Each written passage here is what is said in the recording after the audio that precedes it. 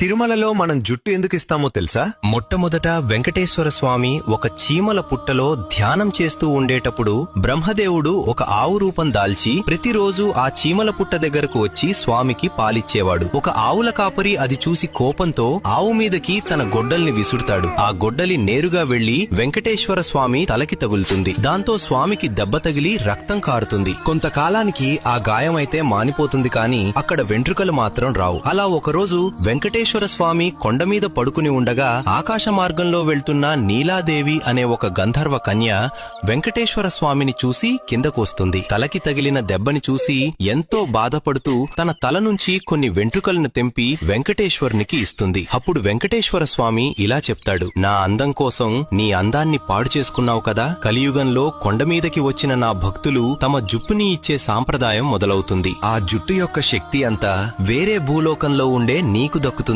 అని చెప్తారు. ఇంతకీ తిరుమలలో ఇచ్చే మన జుట్టుని ఏం చేస్తారో తెలిస్తే కామెంట్ చేయండి. తెలియకపోతే గోవింద గోవింద అని కామెంట్ చేయండి.